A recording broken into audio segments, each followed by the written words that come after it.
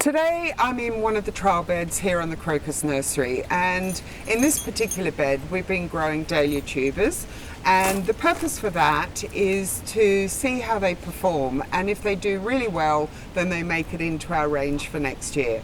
Dahlias are incredibly great, rewarding plants to grow. They give you loads of flowers from midsummer well into the autumn, and they're good for cutting and they're relatively easy. But one thing you do need to be aware of is that they're not quite fully hardy.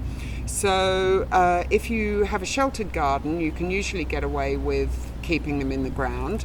But if your garden's colder, more exposed, then you're probably better to lift them and store them in the winter. And today I'm just going to show you how to do all that.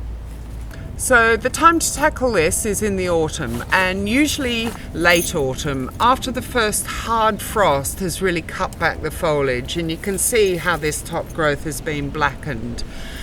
Now, the first thing you need to do is cut back this top growth. So just grab it and cut it back hard. Now, if you are leaving that to overwinter in the garden, all you'd need to do is then just tuck it in with a really generous layer of mulch. I've used composted straw here, which is perfect, and that'll just help insulate the roots. I'm going to lift this one, however, so I'll just grab my fork and I'll show you how to do that.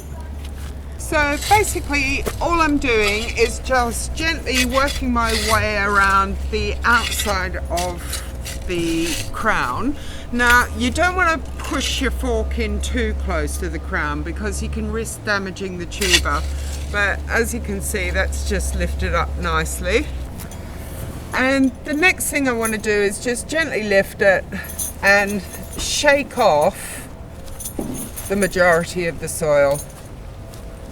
Now, I mean, look at that. That looks pretty impressive, actually. This is ready then to go into the potting shed, and ideally what you want to do is try and tie it up with string and hang it upside down for a week or two. And the reason for that is that dahlias have got hollow stems, and sometimes it might just hold water in the bottom of those stems, so you want to make sure that all the water can drain away.